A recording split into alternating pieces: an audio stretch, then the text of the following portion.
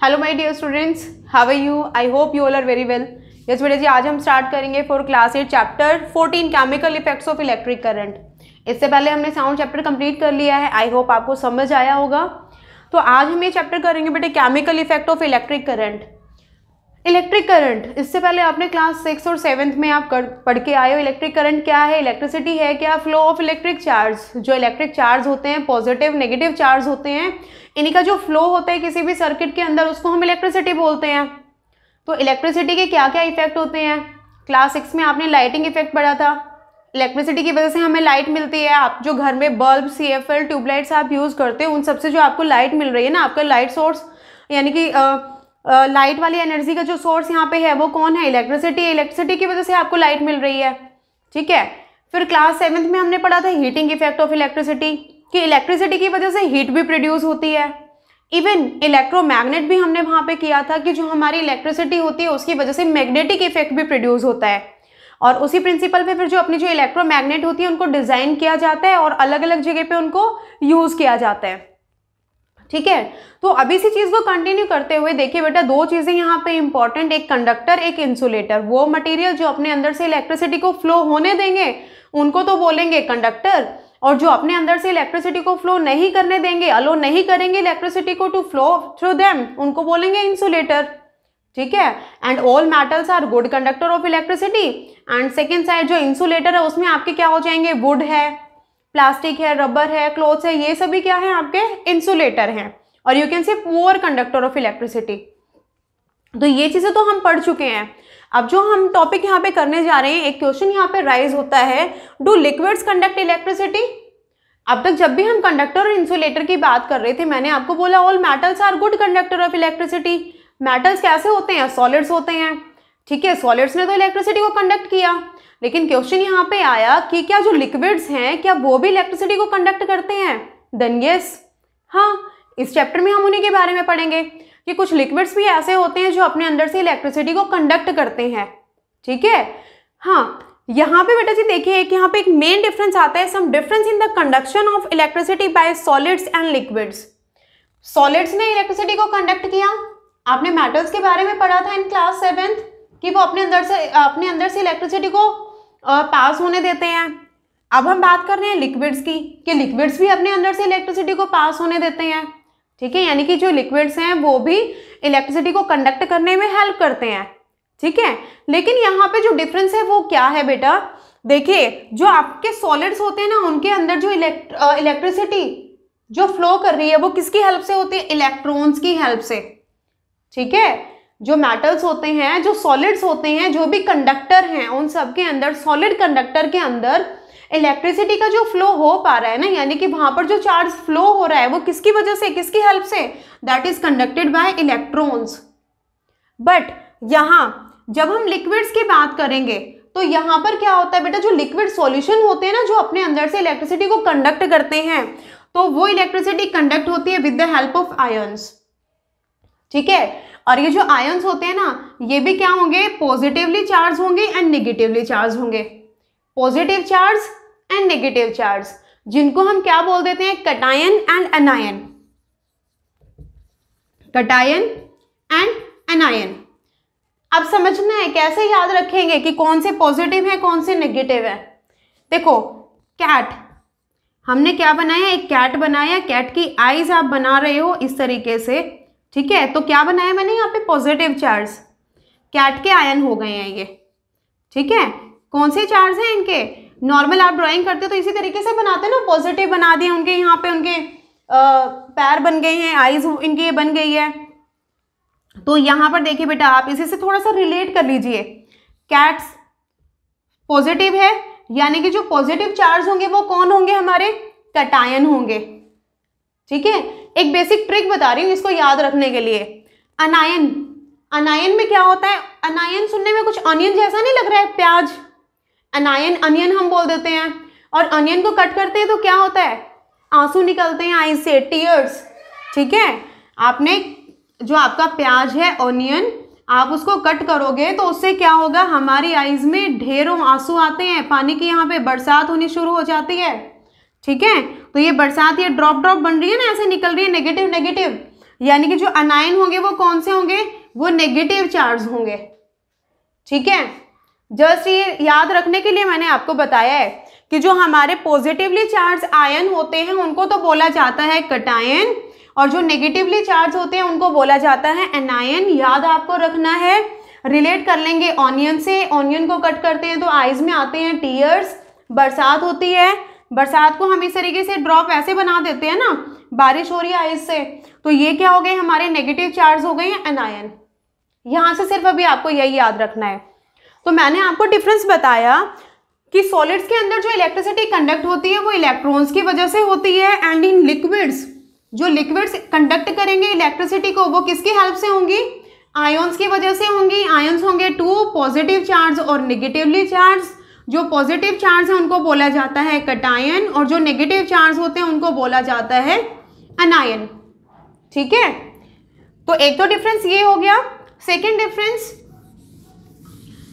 देखिए बेटा, हमने कोई भी सर्किट बनाया, आपने कई बार एक्टिविटी भी करके देखी होगी, हम इलेक्ट्रिक सर्किट बनाते हैं, सेल को वायर से कनेक्ट किया, बीच में बल्ब लगा दिया, आपने स्विच ऑन किया, इलेक्ट्रिसिटी फ्लो हुई, आपका बल्ब वहां पे ग्लो हो गया। लेकिन वहां पे कुछ नई चीजें तो नहीं बनी ना, ऐसा तो नहीं था ना कि जिसमें से जो आपकी इलेक्ट्रिसिटी कंडक्ट हुई, यानी कि आपने जो कनेक्टिंग वायर यूज की वहां पे कुछ डिफरेंट हो गया, कोई न्यू सब्सटेंस फॉर्म हो गया। तो जो हमारे सॉलिड्स होते हैं ना, उनके अंदर कोई भी केमिकल चेंज नहीं होता। मैंने लिखा है no chemical change take place in solids. Solids के अंदर जब सॉलिड इलेक्ट्रिसिटी को कंडक्ट करेंगे तो वहां पर कोई भी केमिकल चेंज नहीं होता, कोई भी न्यू सब्सटेंस फॉर्म नहीं होता। बट इन लिक्विड्स, जब लिक्विड्स की बात की जाए, अगर लिक्विड्स इलेक्ट्रिसिटी को कंडक्ट करेंगे तो यहाँ पर केमिकल चेंज होता है, और इस चैप्टर में हम इन्हीं के बारे में पढ़ने वाले हैं। कैसे होता है ये केमिकल चेंज, आप सभी फेमिलियर हो ना, physical change and chemical change. Physical change कौन से होते हैं, जिसके अंदर कोई भी न्यू सब्सटेंस फॉर्म नहीं होता, सिर्फ स्टेट चेंज हो जाती है। केमिकल चेंज में क्या होता है, न्यू सब्सटेंस फॉर्मेशन होती है, कोई नई चीजें बनती हैं। जैसे यहाँ पर लिक्विड की बात की जाए, अगर वाटर के अंदर से, अब वाटर भी कौन सा, जो एसिडिफाइड हो, एसिडिफाइड मतलब जिसके अंदर कुछ अमाउंट में एसिड प्रेजेंट है, तो ये जो आपका एसिडिफाइड वाटर होता है, अगर इसमें से इलेक्ट्रिसिटी को पास किया जाए, ठीक है, एक एसिडिफाइड वाटर के अंदर से, क्योंकि देखो बेटा जो डिस्टिल्ड वाटर होता है ना वो इलेक्ट्रिसिटी को कंडक्ट नहीं करता। अभी ये सारी चीजें हम आगे करने वाले हैं, जब समझाने के लिए अभी मैं आपको बता रही हूँ कि लिक्विड्स में किस तरीके से केमिकल चेंज होता है। जब एसिडिफाइड वाटर के अंदर से हम इलेक्ट्रिसिटी को फ्लो करते हैं, जब इसमें से इलेक्ट्रिसिटी को पास किया जाता है तो ये जो वाटर होता है ना वो ब्रेक हो जाता है। देखो हमारा जो वाटर है वो दो चीजों से बना हुआ है, देयर आर टू एलिमेंट्स। एक तो यहाँ पे हाइड्रोजन होता है, कितने हाइड्रोजन है, 2 हाइड्रोजन है, और ऑक्सीजन। तो जब एसिडिफाइड वाटर के अंदर से इलेक्ट्रिसिटी को फ्लो करते हैं तो यहाँ पे हाइड्रोजन और ऑक्सीजन दोनों अलग हो जाते हैं। ठीक है, बबल्स निकलते हैं वहां पे, बबल्स की फॉर्म में ये हाइड्रोजन और ऑक्सीजन फ्री होकर के वहां से बाहर आ जाते हैं। ठीक है, जो कॉम्बिनेशन यहाँ पे जो कंपाउंड बना हुआ था, पानी बना हुआ था, वो पानी नहीं रहेगा, वहां पे हमारे पास हाइड्रोजन गैस और ऑक्सीजन गैस आ जाएंगी। ठीक है, अभी कुछ बच्चे ये भी क्वेश्चन कर सकते हैं कि मैडम हमने क्लास 6 में पढ़ा था कि जो वाटर वेपर्स आते हैं वो तो फिजिकल चेंज होता है। बेटा देखो यहाँ पे कंफ्यूजन मत रखना, जब वाटर को हमने हीट किया था वाटर वेपर्स बने, लेकिन फॉर्मूला उसका क्या है, H2O। ठीक है, वाटर वेपर, सिर्फ उसकी स्टेट चेंज हो गई है। लेकिन यहाँ पे क्या हो रहा है, यहाँ पे आपका वाटर ब्रेक हो रहा है और हाइड्रोजन और ऑक्सीजन दोनों अलग हो रहे हैं। अब वो वाटर वेपर नहीं है, अब वो हाइड्रोजन गैस अलग है, ऑक्सीजन गैस अलग है। ठीक है, तो इस तरीके से यहाँ पर हो रहा है केमिकल चेंज। तो दो चीजें अभी मैंने आपको बताई हैं। देखो बेटा, जब भी मैं आपको ये जो चीजें करवा रही हूँ ना, जो टॉपिक मैं आपको पढ़ा रही हूँ, तो आप अपनी नोटबुक लेकर के बैठा करो और इन पॉइंट्स को नोट कर लो साथ के साथ।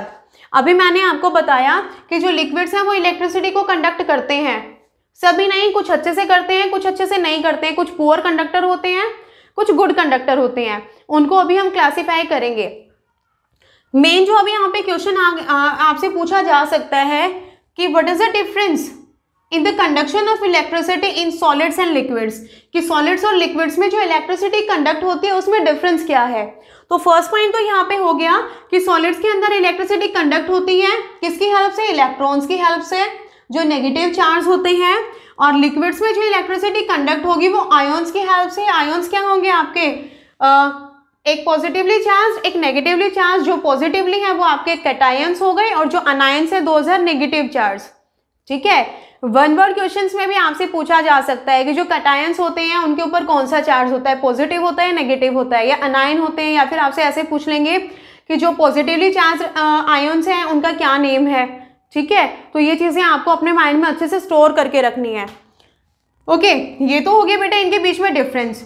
अब जब हम बात कर रहे हैं यहाँ पर chemical effect of electric current, तो अभी मैंने बोला कि सॉलिड्स के अंदर तो कोई भी केमिकल इफेक्ट नहीं होता। कॉपर वायर में से इलेक्ट्रिसिटी पास हो गई है, आपने स्विच ऑफ कर दिया, इलेक्ट्रिसिटी का फ्लो स्टॉप हो गया, कोई बात नहीं, कोई नई चीज़ नहीं बनी, वायर जैसी थी वायर वैसे ही रहेगी।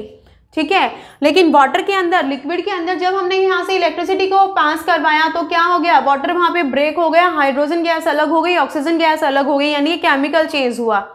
ठीक है, तो अभी ये केमिकल इफेक्ट्स पढ़ने के लिए हम यहाँ पर पढ़ेंगे कुछ लिक्विड्स के बारे में कि कैसे जो लिक्विड्स होते हैं वो इलेक्ट्रिसिटी को कंडक्ट करते हैं। लेकिन वहाँ तक जाने के लिए कुछ बेसिक यहाँ पे टर्म्स हैं जिनको हम आज सीखते चलेंगे।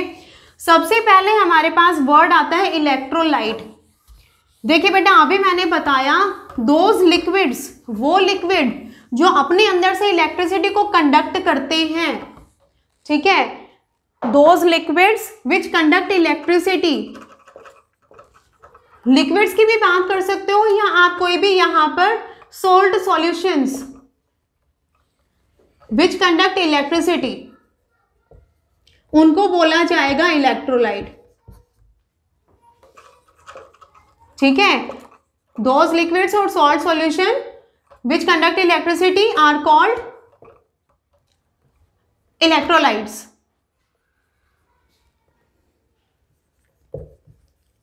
You can write this definition, आप लिख सकते हो। अब सेम कुछ होते हैं वीक इलेक्ट्रोलाइट, कुछ होंगे यहां पर आपके पास स्ट्रॉन्ग इलेक्ट्रोलाइट। नेम से ही इजीली आपको समझ आ रहा होगा। जो अच्छे कंडक्टर होंगे, जो अच्छे से इलेक्ट्रिसिटी को कंडक्ट करेंगे, उनको बोला जाएगा यहाँ पे स्ट्रॉन्ग इलेक्ट्रिसिटी मैंने लिख दिया। जो गुड कंडक्टर हैं, वो लिक्विड जो गुड कंडक्टर हैं उनको बोला जाएगा स्ट्रॉन्ग इलेक्ट्रोलाइट। और जो वीक होंगे, जो करंट को अच्छे से अपने अंदर से पास नहीं करने देंगे, नहीं होने देंगे जो, तो उनको बोला जाएगा वीक इलेक्ट्रोलाइट। ठीक है, जैसे यहाँ पे अगर एग्जांपल दे दिया जाए आपका, जो अगर आप सल्फ्यूरिक एसिड यूज करते हो, नाइट्रिक एसिड यूज करते हो, इन सब का सॉल्यूशन अगर आप यूज कर रहे हो, या फिर अगर आप जैसे बेस सॉल्यूशन होते हैं जो कुछ एसिड सॉल्यूशंस, मोस्टली यहाँ पे मिनरल एसिड्स की बात हम कर रहे हैं, acid solution and base solutions, जिसमें मैंने बात की अभी आपके साथ H2SO4 या HNO3 नाइट्रिक एसिड, या आप यूज कर रहे हो पोटेशियम हाइड्रोक्साइड जो कि बेसिक सॉल्यूशन बनाएगा, सोडियम हाइड्रोक्साइड, ये क्या है, ये बेस हैं, दोज आर एसिड्स। तो इनके सॉल्यूशंस को अगर यूज किया जाए तो ये क्या होंगे, ये स्ट्रॉन्ग इलेक्ट्रोलाइट होंगे।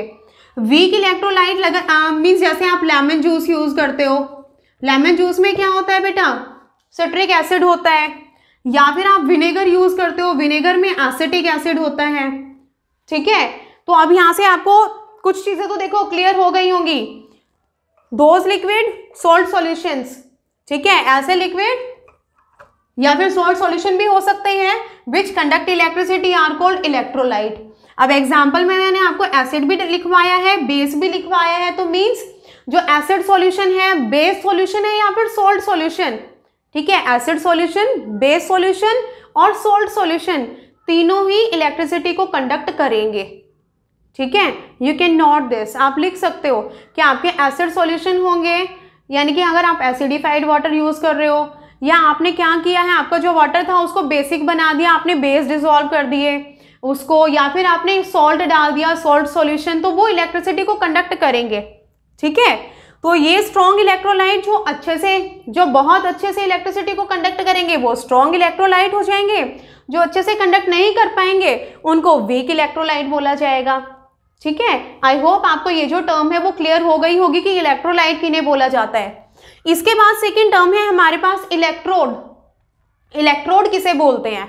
देखो अभी मैं आपके लिए ना एक सेटअप यहाँ पे एक छोटा सा डायग्राम बना रही हूँ। देखिए बेटा, इलेक्ट्रोलाइट आपको समझ आ गया। हमने कोई भी वेसल लिया और उसके अंदर हमने क्या डाल दिया? इलेक्ट्रोलाइट डाल दिया। ठीक है, मीन्स यहाँ पे हमने एक ऐसा सॉल्यूशन रखा विच कैन कंडक्ट इलेक्ट्रिसिटी। ठीक है, एक वेसल के अंदर हमने कोई भी सॉल्यूशन डाला और कैसा सॉल्यूशन डाला? जो इलेक्ट्रिसिटी को कंडक्ट कर सकता है, जिसको हम नाम क्या दे देंगे? इलेक्ट्रोलाइट। और फिर वहां पे हम क्या कर रहे हैं? 2 सॉलिड रोड्स को यूज कर रहे हैं। ठीक है, अब ये जो सॉलिड रोड्स है ना बेटा, इनको बोला जाएगा इलेक्ट्रोड। ठीक है, any solid material which can enter और लीव द करंट। एक ऐसा सॉलिड मटेरियल जो अपने अंदर से करंट को एंटर भी कर सकता है, लीव भी कर सकता है, उसको क्या बोलेंगे? उसको इलेक्ट्रोड बोला जाता है। ठीक है, अब इलेक्ट्रोड को सेम देखो, यहां पर हम बैटरी लगाते हैं। ठीक है, यहां पर हम यूज करते हैं बैटरी। अभी बात कर रहे थे मैं इलेक्ट्रोड की। सॉल्यूशन कौन सा हो गया? इलेक्ट्रोलाइट, जिसको हम बोलेंगे। वेसल के अंदर हमने डाल दिया 2 रोड्स, जिनको इलेक्ट्रोड बोला जाएगा। अभी इलेक्ट्रोड भी आपकी एक पॉजिटिव होती है, एक नेगेटिव होती है, अभी देखेंगे उसको। तो ये जो सेटअप यहाँ पे बनता है ना, ये जो सेटअप अभी हमने बना दिया, जिसके अंदर क्या क्या, एक वेसल के अंदर हमने इलेक्ट्रोलाइटिक सॉल्यूशन डाला, यानी कि इलेक्ट्रोलाइट्स हमने यूज किए, 2 इलेक्ट्रोड्स को यूज किया। तो ये जो सेटअप यहाँ पे बन जाता है ना, इसी को बोलते हैं इलेक्ट्रोलाइटिक सेल। 3 चीजें अभी मैंने आपको बता दी है यहाँ से। An arrangement which consist a vessel which carries solution means electrolyte and 2 electrodes. तो वो जो सेटअप यहाँ पे हमारे पास आता है उसको बोलते हैं इलेक्ट्रोलाइटिक सॉल्यूशन। ठीक है, ओके। अभी मैंने आपको बताया कि आपकी जो इलेक्ट्रोड होती है, एक पॉजिटिव टर्मिनल के साथ जुड़ी हुई होती है, एक नेगेटिव के साथ। हमेशा याद रखना है। देखो यहाँ पे क्या है? 2 बड़े वाली लाइन है, 2 छोटी लाइन है, यानी कि ये क्या है? हमारी बैटरी। आप इसको सेल नहीं बोल सकते, ये क्या है? बैटरी। कॉम्बिनेशन हो गया यहाँ पे 2 सेल्स का। जब 2 या 2 से ज्यादा सेल कंबाइन करते हैं ना, उससे बनती है बैटरी।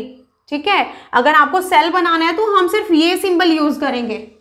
ठीक है, तो जितने भी आप यहाँ पे इनको मतलब इंक्रीज करते चले जाओगे, यानी कि उतने ही आपके नंबर ऑफ सेल्स वहां पे बढ़ते जा रहे हैं। ठीक है, यानी कि 3 सेल्स की एक बैटरी बन गई यहाँ पे। तो अभी आपको इस चीज को भी ध्यान रखना है। तो जो बड़े वाली लाइन होती है ना, जो लार्ज लाइन है, वो होता है पॉजिटिव, और जो स्मॉल वाला है वो होता है नेगेटिव। ठीक है, ओके। अब आपको कौन कौन सी चीजें याद करनी पड़ रही है ना, आप भी परेशान हो रहे होंगे। अभी तो आपको कैटायन एनायन बताया था, उसके लिए ट्रिक करवाई थी। अभी एक चीज और देख लेते हैं, डोंट पैनिक। ठीक है, हम अभी लर्न कर लेंगे ये इलेक्ट्रोड को। ठीक है, डोंट पैनिक। जस्ट वैसे ही नहीं बोला मैंने ये पैनिक। यहां पे एक ट्रिक है बेटा, देखिए, P for positive, A for anode, यानी कि इज मैंने अपनी मर्जी से लगा दिया, positive is anode, N for negative, negative वाला I इज यहां पे अपने आप है, नेगेटिव इज कैथोड। ठीक है, आई होप आपको ये क्लियर हो गया होगा। एक सेंटेंस लर्न करने एक छोटा सा, बहुत बार बोल देते हैं ना, don't worry, so don't panic, tension मत लो, इजीली हो जाएगा। तो don't panic, P positive is anode, negative is cathode. तो जो पॉजिटिव है वो तो एनोड है, यानी कि वो इलेक्ट्रोड जो आपकी बैटरी के पॉजिटिव के साथ जुड़ी हुई है, वो कौन है आपकी? वो है आपकी एनोड, इसको बोला जाएगा anode. And which is connected with negative terminal, जो नेगेटिव है वो क्या है? कैथोड।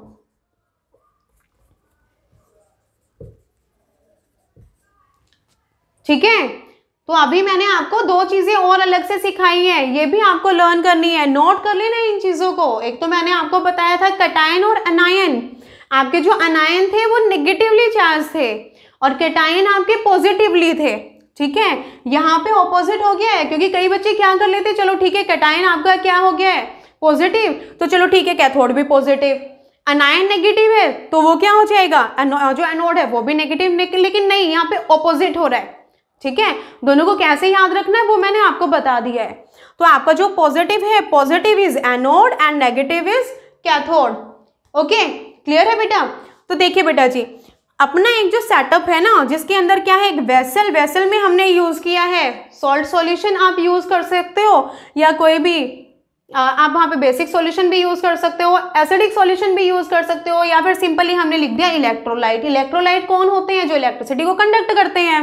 ठीक है, तो एक वेसल जिसके अंदर क्या है, इलेक्ट्रोलाइट फिल कर दिया, टू उसके अंदर डाल दी है रोड्स। कौन सी रोड? मेटल की रोड, जिनको क्या बोला जाएगा, आपके इलेक्ट्रोड बोला जाएगा। दो टाइप के इलेक्ट्रोड होते हैं, एक पॉजिटिव से कनेक्ट होता है, उसको बोलते हैं एनोड। एक नेगेटिव से कनेक्टेड होता है, उसको बोलते हैं कैथोड। और साथ में ज्वाइन कर दिया यहाँ पे एक बैटरी को। तो ये जो सेटअप यहाँ पे बन गया है ना, उसको बोल दिया गया है इलेक्ट्रिक सेल। ठीक है, अभी अरेंजमेंट करते हैं क्यों है बेटा?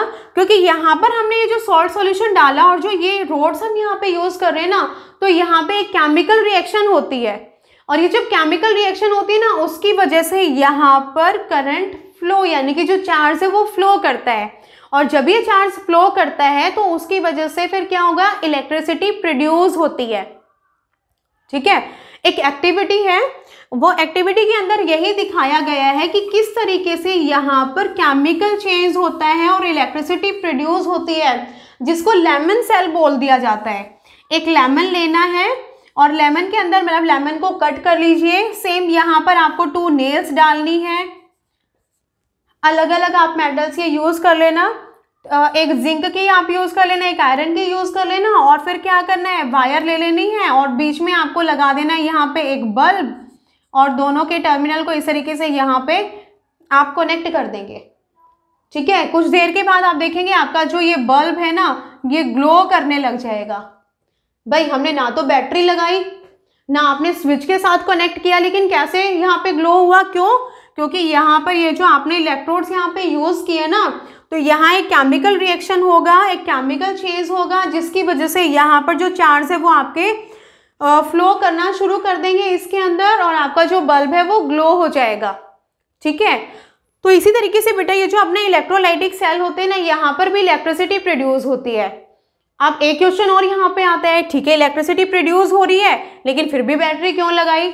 बिकॉज उसका रीजन क्या है बेटा? क्योंकि यहाँ पर ये जो फ्लो होता है ना इलेक्ट्रिसिटी का, तो कई बार मीन्स यहाँ पे इतनी ज़्यादा इलेक्ट्रिसिटी प्रोड्यूस नहीं होती, यानी कि इलेक्ट्रिसिटी जो फ्लो होती है वो इतनी ज़्यादा नहीं होती, वीक होती है। तो इसी वजह से यहाँ पर उसके हेल्प करने के लिए ना साथ में एक बैटरी को भी यूज़ करना पड़ता है। ठीक है भाई, क्लियर है आपको? तो अभी मैंने आपको कुछ चीज़ें बताई हैं, क्या क्या हमने किया है कि अपने जो लिक्विड्स होते हैं वो इलेक्ट्रिसिटी को कंडक्ट करते हैं। और फिर यहाँ पर हमने डिफरेंस किया था कि जो सॉलिड्स और लिक्विड्स होते हैं उनके बीच में क्या डिफरेंस होता है, कि किस तरीके से वो इलेक्ट्रिसिटी को कंडक्ट करेंगे। हमने किया इलेक्ट्रोलाइटिक सेल, इलेक्ट्रोड, और इलेक्ट्रोड के साथ आपने क्या किया, इलेक्ट्रोड हो गया, इलेक्ट्रोलाइटिक सेल हो गया, आपने कैटायन अनायन किए, और इनकी ट्रिक्स मैंने बताई हैं। तो बेटा आप इनको नोट कर लेना अच्छे से और रिवाइज कर लेना। ओके, वन मोर थिंग, तो अभी हमने ये सेटअप बनाया और इसी से हम क्या चेक करेंगे, हम देखते जाएंगे कि कौन कौन से लिक्विड जो इलेक्ट्रिसिटी को कंडक्ट करते हैं।